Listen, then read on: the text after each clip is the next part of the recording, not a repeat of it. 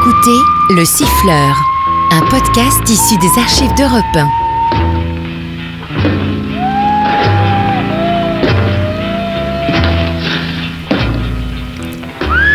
Paris. Un HLM, rue Saint-Siméon. Ici comme ailleurs, on vit les uns sur les autres, les uns chez les autres. On sait tout ce qui se passe, le moindre ragot se colporte de logement en logement, du rez-de-chaussée au 12e étage. Mais comme par enchantement, devant l'enfance martyre, la veulerie et la lâcheté ferment les yeux et bouchent les oreilles. Chacun, n'est-ce pas, veut avoir la paix. Or, il faut que ce jour-là, ce soit une gosse de 15 ans qui soit allée chercher la police. C'est ici, monsieur l'inspecteur. La deuxième porte à droite.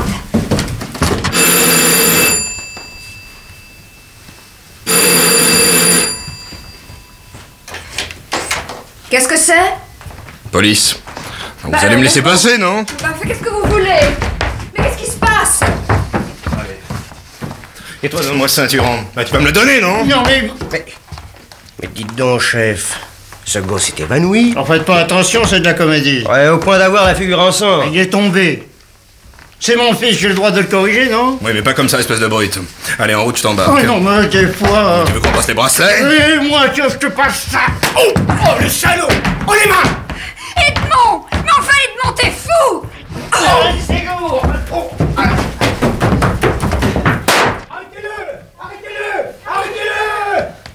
Ah, la brute. Qu'est-ce qui m'a mis dans l'estomac?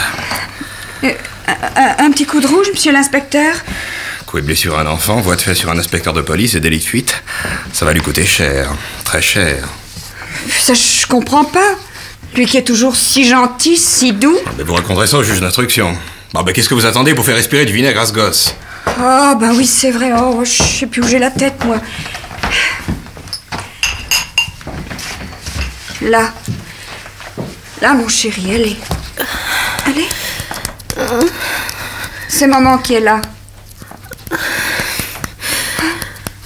Ah ben voilà. Il revient à lui. Oh, j'ai mal. J'ai mal. Ben ce sera rien, mon bijou. Ben, quelle idée aussi de tomber comme ça. Papa! Où est papa? N'aie pas peur, mon bonhomme. Il ne te fera plus de mal. Quel âge a cet enfant? 11 ans. Son nom? Pascal. Oui, Pascal comment? Ben Roussac. Ce type qui vient de ficher le camp, c'est son père? Ben oui. Son vrai père? Oui. Son nom? Edmond Roussac. Vous êtes mariés? Oui. Combien d'enfants? En tout 4. C'est Pascal le plus jeune.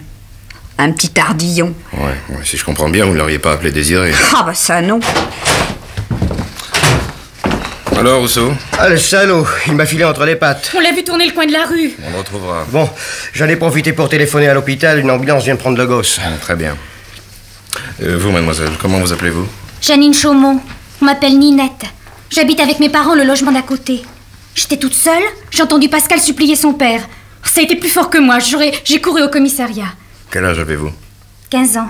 Je vous félicite. Sale garce. Alors vous, je vous conseille de vous taire, hein. Cette petite a osé ce que vous n'avez pas fait. Vous, la mère, c'est vous qui auriez dû nous appeler pour qu'on arrête votre mari. Ah ben c'est facile à dire. Dites-moi, Ninette, le père, comment se comporte-t-il avec les autres enfants? Il n'y touche jamais, pensez-vous. Ils sont grands. Il aurait trop peur de recevoir des nions. Le lâche intégral, quoi. Pascal, c'était son souffre-douleur. Et les autres voisins n'ont jamais rien dit? Jamais. Quand ils vont savoir ça, mes parents vont m'attraper, mais je m'en fous. Monsieur Roussac, moi, il me fait pas peur. À votre avis, madame, où est allé votre mari? Ben, j'en sais rien, moi. J'espère pour lui qu'il va revenir se constituer prisonnier, sinon je voudrais pas être à sa place, hein. Il va récolter le maximum. Ah ben c'est peut-être lui, tiens. C'est l'ambulance. Oh mon Dieu, on va me prendre mon petit. Vous, ça va, hein. Entrez, messieurs. Rousseau. Chef. Viens une seconde par ici. Tu vas signaler les disparitions du père à tous les services compétents. Il est possible qu'il cherche à se planquer chez un copain à Paris ou en province, à moins qu'il ne revienne en douce pour communiquer avec les siens. Organise une surveillance discrète et permanente de tous les membres de la famille. Compris? Compris, chef.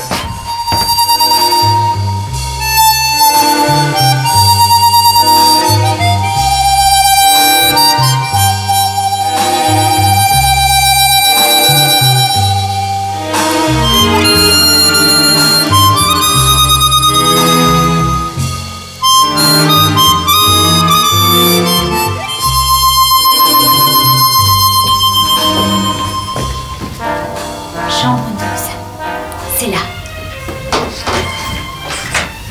On peut entrer? Oh, Ninette! Bonjour, Pascal. Bonjour. Oh, ce qu'elles sont belles. Tu sais, j'avais pas beaucoup de sous. Oh, c'est la première fois qu'on m'offre des fleurs. Comment tu vas? Bah, j'ai le bras gauche cassé. Tu vois, ils me l'ont mis dans le plâtre. Et puis, j'ai des tas de... Comment ils appellent ça? Des ecchymoses. C'est grave? Bah, en tout cas, c'est pas beau. Regarde ma peau. Elle est bleue et verte. Les copains, ils vont rigoler. Tes cicatrices à la joue et au front, ça se ferme? Oh, ça commence à me chatouiller. Paraît que c'est bon signe. Quand est-ce que tu sors de l'hôpital? Demain. Si tôt que ça? Ah, faut faire de la place ici. Ils ont trop de clients. Ah, leurs affaires marchent bien. Ta mère est venue te voir? Une fois. Une seule fois en 8 jours? Oh, je n'en veux pas. Oh, tu sais, elle a pas la vie rigolote. Moi, un jour, je m'en irai. Tandis qu'elle, faudra qu'elle reste tout le temps avec papa.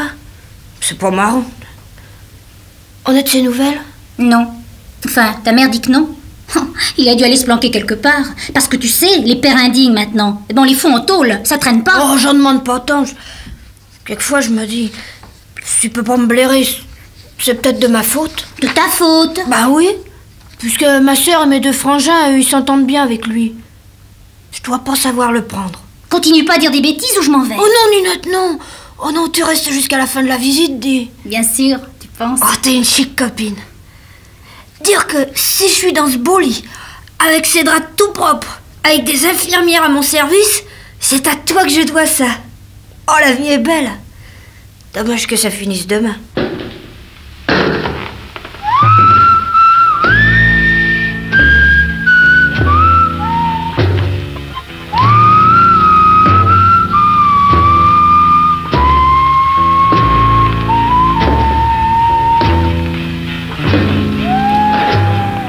Eh oui, mon pauvre Pascal.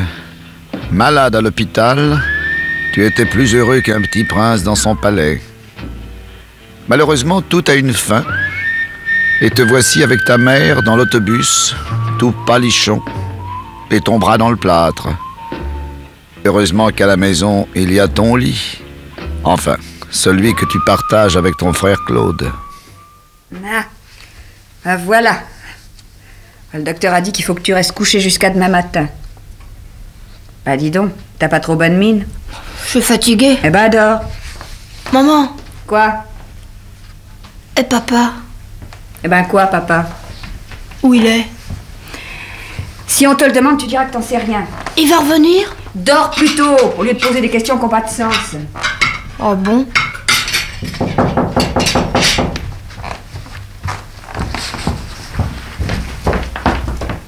Qui est là? C'est la noaille. Ah. Bonjour, monsieur Lannoy. Alors, le petit, il est rentré de l'hosto? Vous voyez, il est là dans sa chambre. Il dort? Bah oui, il était fatigué. Bah asseyez-vous. Oui. Alors qu'est-ce qu'il y a pour votre service? J'ai des nouvelles. De qui? D'Edmond. Bah par qui? Il m'a écrit. Ah, il vous a écrit et pas à moi? Exprès. Il se méfie au cas où on surveillerait votre courrier. Alors pour le moment, il veut se faire oublier. Après, on verra. Où il est? Ah, je peux pas vous le dire, il me l'a défendu. Ah bah il a pas confiance en moi? Si, mais il veut que chaque fois que la police vous interrogera, vous puissiez répondre sans mentir, je sais pas où il est. Ouais. Ça oui, il a raison. Comment il va? Très bien. Il voudrait que je lui expédie un paquet. Hein? Tenez, voilà ce qu'il lui faut. Un tricot, 2 paires de chaussettes, 2 chemises, sa casquette à carreaux, un mouchoir, et puis un peu de ravitaillement aussi. Du saucisson, des boîtes de sardines, de la graine de gruyère, puis un peu d'argent. Ah bon? Bah heureusement que je viens de toucher mes allocations familiales. Ah oui, c'est une veine. Alors je viendrai chercher tout ça demain à 4h. Oui. Mettez-moi tout ça dans des journaux. Bon. Moi, à la maison, j'ai du papier d'emballage. Et puis de la bonne ficelle aussi. Et puis les paquets, je les fais très bien. Bon. Avant d'être concierge, j'ai été aux expéditions chez Galichot. Alors... Eh ben c'est ça, dès demain à 4h, monsieur Lannoy. J'aurai tout préparé. Au revoir, monsieur Lannoy.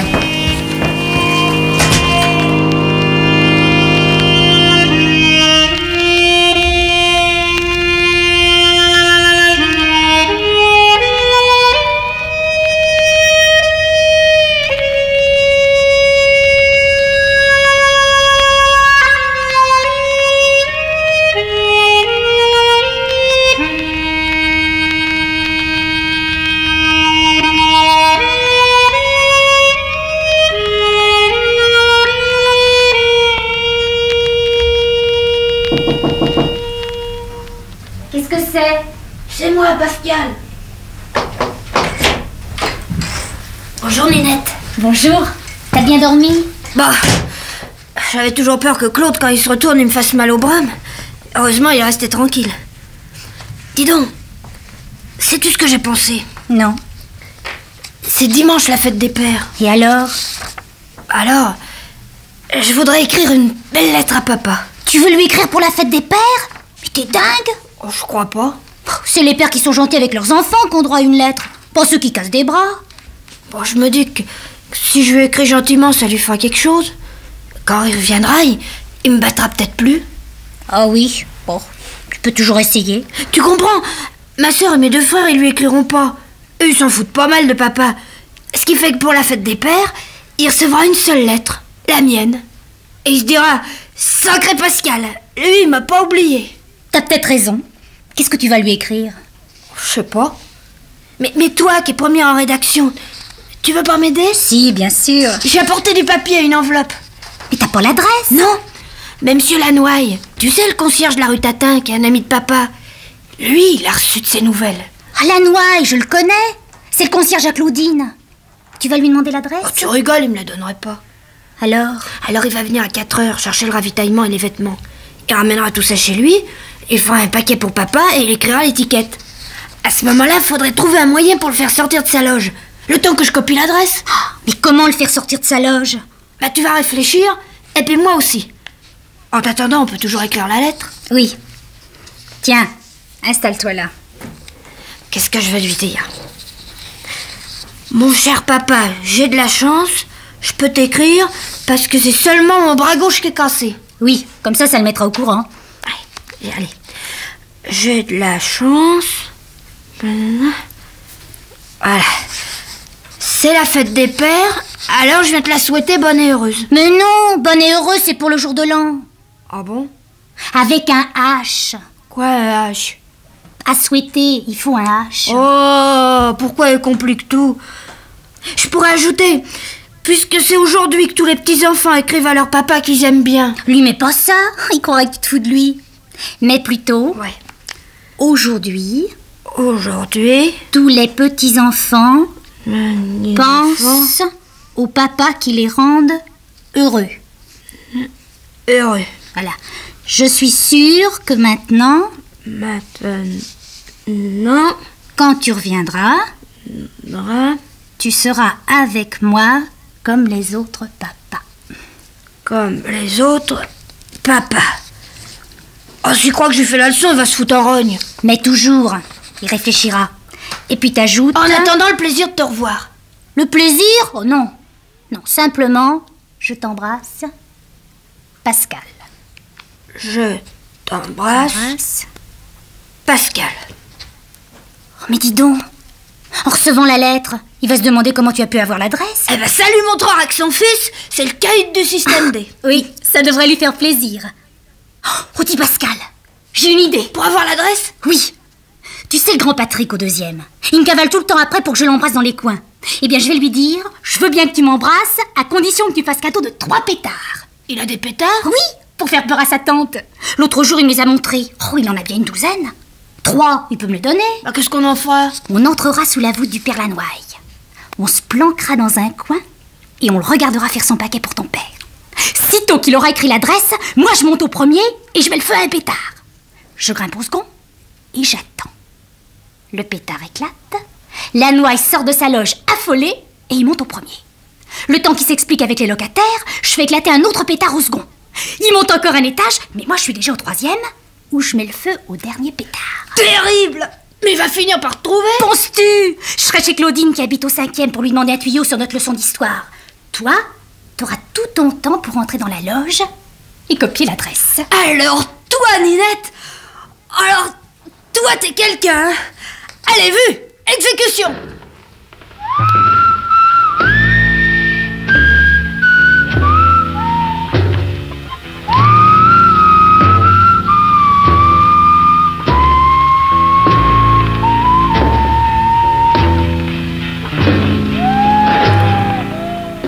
« 4h30. Tout va bien. Dans sa loge, Le père Lannoy est en train de finir son paquet. Attention, Pascal, et toi, Ninette. Prenez garde de ne pas vous faire voir. Regarde, ça y est, il est en train d'écrire l'adresse. Bon, alors moi je monte avec mes pétards, et sitôt qu'il sera sorti, tu rentres dans la loge. Ouais. À tout à l'heure. À tout à l'heure. Oh, dis donc. Qu'est-ce qu'elle est longue, l'adresse. Oh, ça y est. Ça y est, il a fini. Il range son encrier. Il remet sa veste. Bah alors, Ninette, qu'est-ce qu'elle fout? Ah, ils sont mouillés, ces pétards, ou quoi? Oh, pourvu qu'il s'éclate avant qu'il aille à la poste. Ah! Qu'est-ce qui se passe? C'est un coup de revolver! Mais ça vient du premier! Attendez, je veux voir. Qu'est-ce qui a fait cette détonation? Vous avez vu cette fumée? Oh, j'ai la bombe!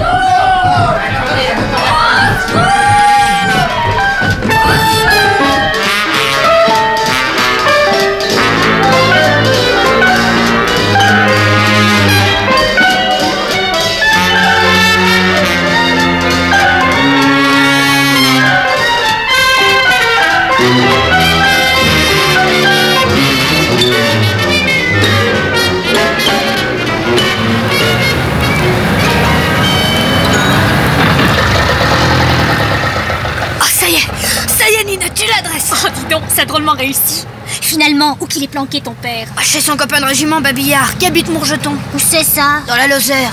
Oh bah là-bas, il doit être peinard. Il paraît qu'il n'y a pas plus de 4 maisons et 3 vaches. Oh, c'est sûrement pas là qu'on ira le chercher. Où quelle est ta lettre? Dans ma poche. T'as de quoi écrire? Ouais, attends que je m'assoie sur le bord du trottoir. Là, voilà. Bon, alors, Monsieur Edmond Roussac, chez Monsieur Babillard, à Mourgeton, par Cugnac, Lozère. T'as un timbre? Oui, j'en ai fauché un à maman. Dans quelle boîte on la jette? Oh, bah, en face de chez nous. Allons-y. Tu crois qu'elle partira ce soir? Oh, naturellement, il y a une levée à 6h30. Tiens, regarde, c'est écrit sur la boîte. Dernière levée à 7h. Ça ira? Ouais. Eh ben quoi? Jette-la dans la boîte. Je me demande si je fais bien. Minute, mon petit. Tiens. Bonjour, monsieur l'inspecteur. Bonjour, Ninette. Dis donc, Pascal, qu'est-ce que c'est que cette lettre que tu allais jeter à la boîte? Oh, c'est rien? Oh, c'est rien du tout. Fais voir. Monsieur Edmond Roussac, chez Monsieur Babillard à Mourges. Ah, c'est là que se cache ton père. Oh, je sais pas. Allez, ne raconte pas d'histoire, c'est là. Hein. Oh, dites, vous allez pas l'arrêter. Si jamais il savait que c'est à cause de moi, il me tuerait. Mais ne crains rien, mon bonhomme. Il ne saura jamais comment j'ai eu son adresse. Allez, remonte chez toi et vous deux, pas un mot à personne. Hein. Je compte sur vous. Mais alors, pour la fête des pères, il aura pas ma lettre? Ben, je crois que ça vaut mieux. Mais console-toi, il n'y perdra rien. Fais-moi confiance. Pour ce qui va être de sa fête, ça va être sa fête. Vous venez d'écouter Le Siffleur, un podcast issu des archives d'Europe 1. Réalisation Julien Tarot. Production Romy Azoulay. Patrimoine sonore Sylvaine Denis, Laetitia Casanova et Antoine Reclus. Promotion Marie Corpet. Le Siffleur est disponible sur le site et l'appli Europe 1. Écoutez aussi l'épisode suivant en vous abonnant gratuitement sur votre plateforme d'écoute.